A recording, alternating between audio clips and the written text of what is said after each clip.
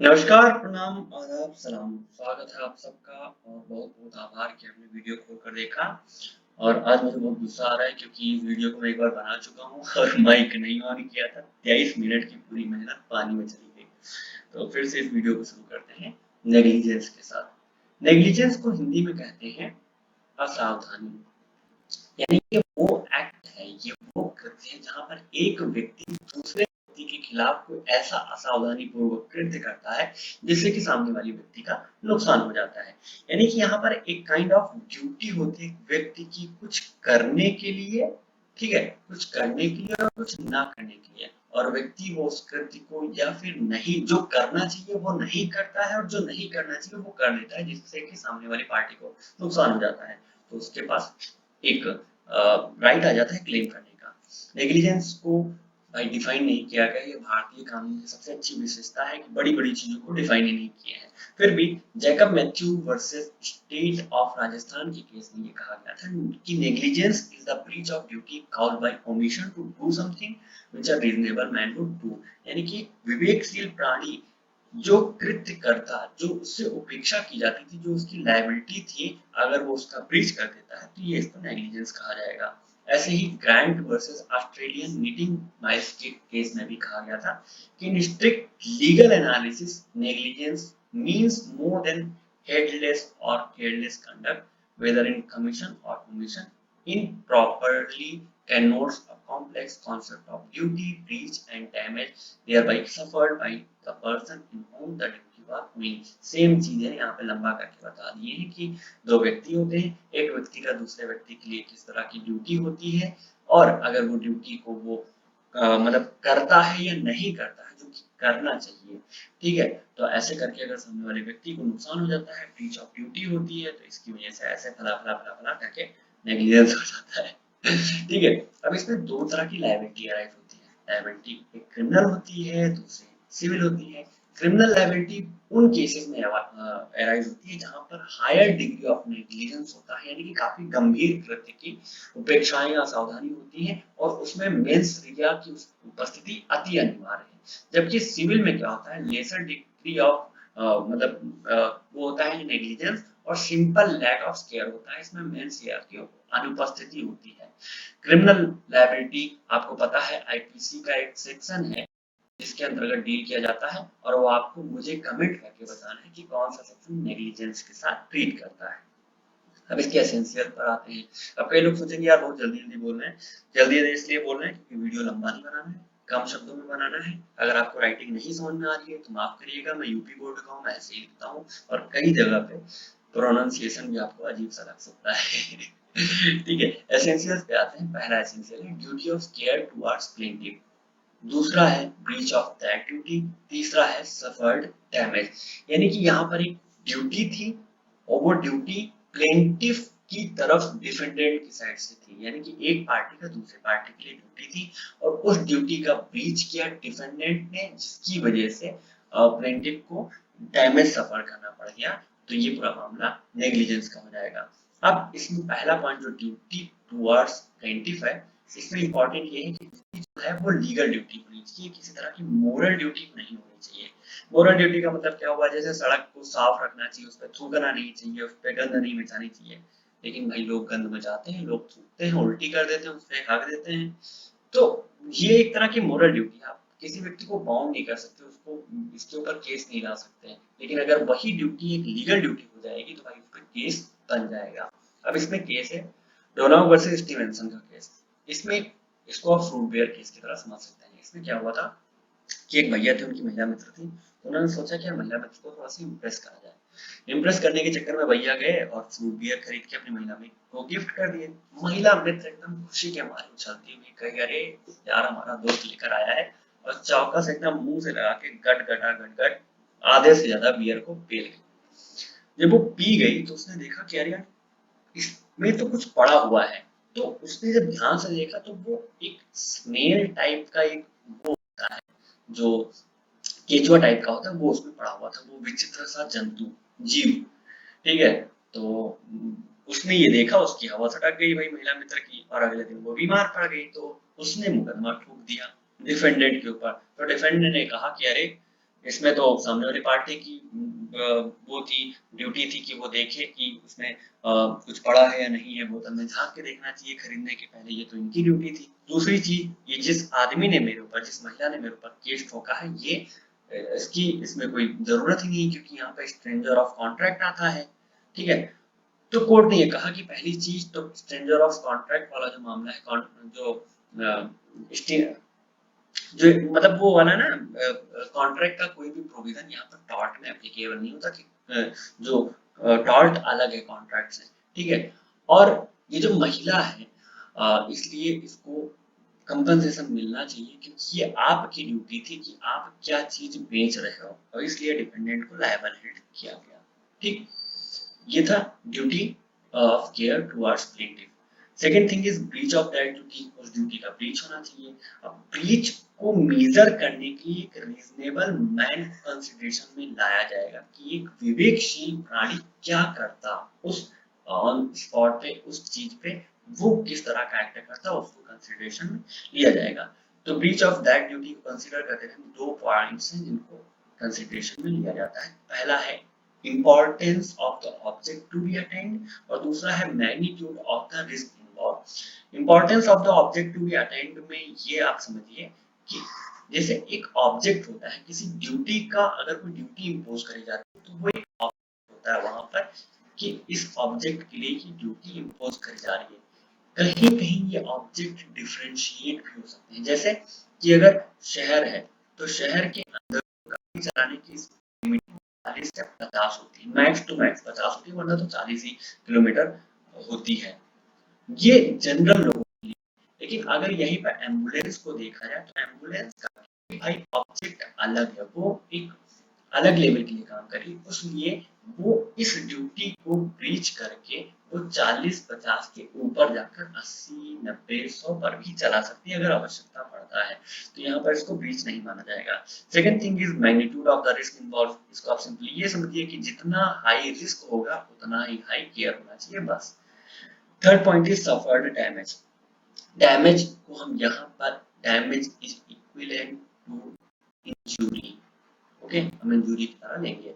अब इसमें क्या है कि उस ब्रीच में, जो भी वहां पे ब्रीच हो रहा है उसमें, और जो एक यहाँ पे ये डैमेज काउज हो रहा है, यानी कि इंजरी जो काउज हो रही है, उसके बीच में there should be a rational nexus between the breach and damage. ऐसा नहीं है कि वो बहुत ज्यादा दूर ले जाके चले जाएंगे, इसलिए यहाँ पे फर्स्ट पॉइंट को हम सेकंड पॉइंट के साथ ही कंसीडर करेंगे, यानी कि नॉट रिमोट, बहुत दूर जाकर इसको डैमेज को भाई काउंट नहीं करेंगे, वरना पता चले कि यार कुछ ज्यादा ही हो गया।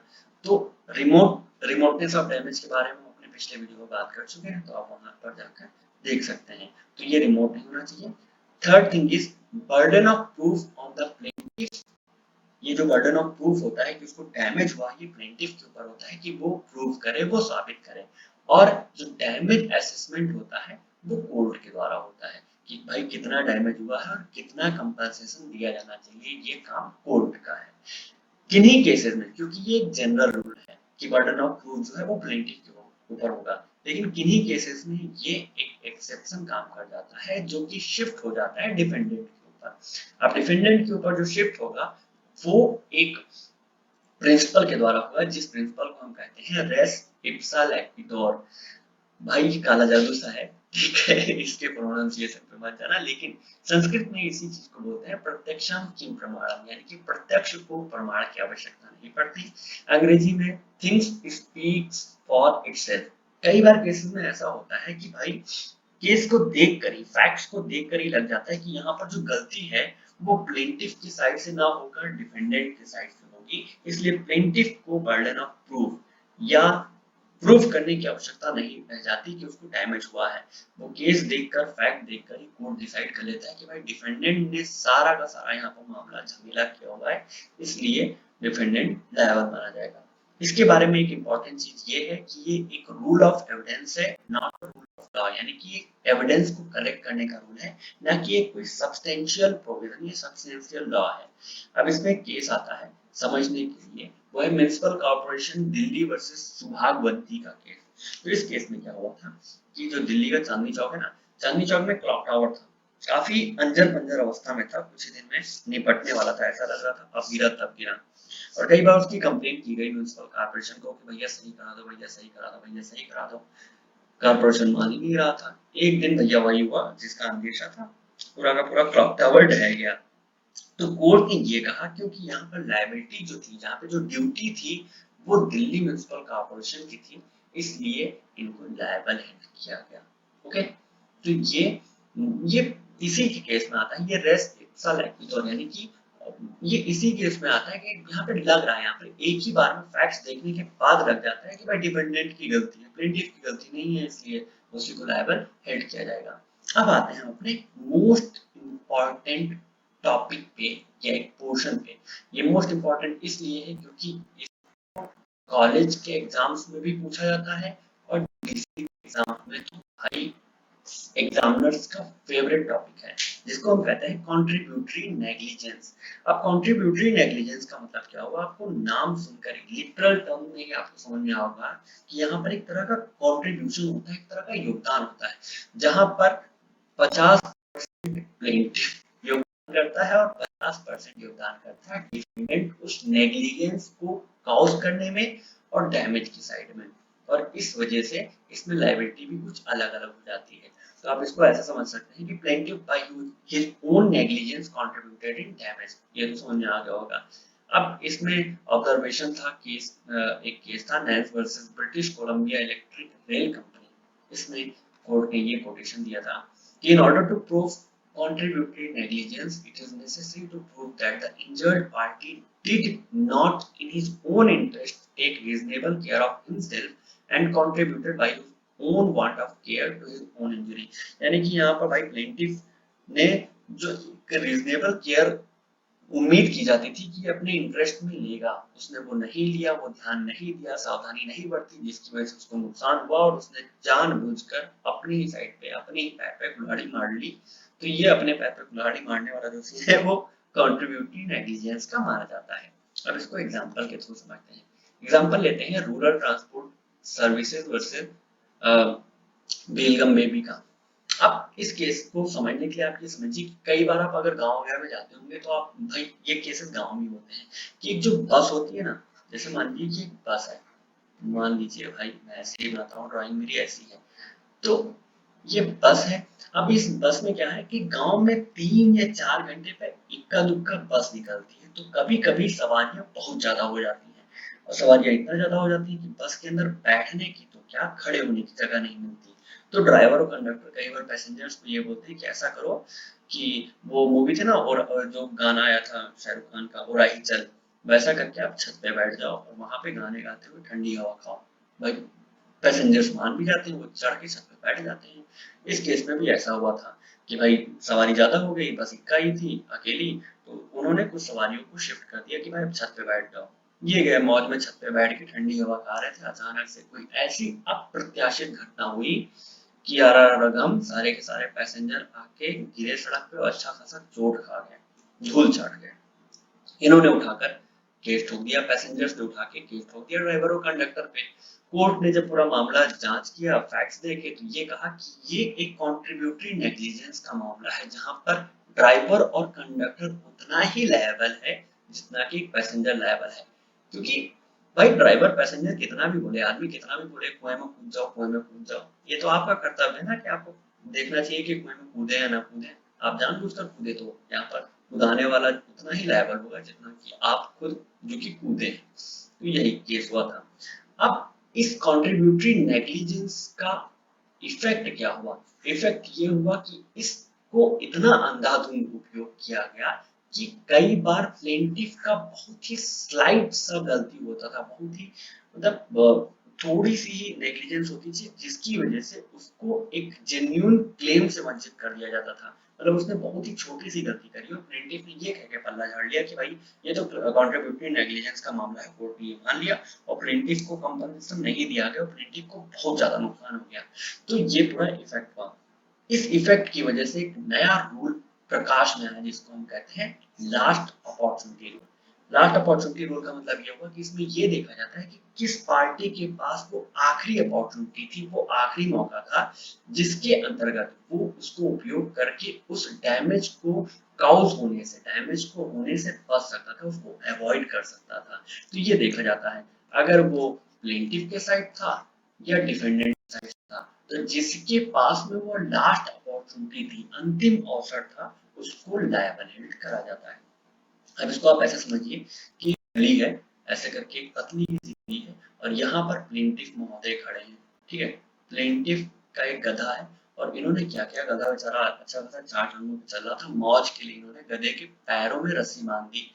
अब दोनों पैर में भाई बांध दी रस्सी। अब गधा जो कि 4 टांगों से चल रहा था, अब वो बिदक गया और मेढक की तरह कूद कूद के ऐसे मेढक चाल चलने लगा। इसकी वजह से क्या हुआ कि इस साइड से एक भैया वैगन लेके आ रहे थे और वो भी फुल स्पीड में, गधा भी फुल स्पीड में, दो लोग टकराए पर बच्चे उड़ गए और फिर मामला पहुंच गया कोर्ट में। तो कोर्ट ने ये कहा कि भाई प्लेंटिफ ने गधे का टांग बांध के छोड़ दिया, वो तो उनकी गलती थी ही, लेकिन यहाँ पर वैगन का जो ड्राइवर है इसके पास आखिरी अपॉर्चुनिटी थी, अंतिम अवसर था कि वो धीमे करके या रोक के या गाड़ी पीछे करके बच सकता था। और उसने अपने आप को बचाया नहीं, ये फुल स्पीड में रेस चला रहे थे, एकदम फास्ट एंड फ्यूरियस बना रहे थे। तो ड्राइवर हेड किया गया लायबल, ड्राइवर के ऊपर ये पूरी पूरी लायबिलिटी थोप दी गई। फिर वही हुआ जो होना चाहिए था, कॉमन लॉ में इस लास्ट अपॉर्चुनिटी रूल को भी अंधाधुंध उपयोग किया गया। और जैसा कि संस्कृत में कहावत है कि अति सर्वत्र वर्जित, यानी कि अति सब चीज की खराब होती है।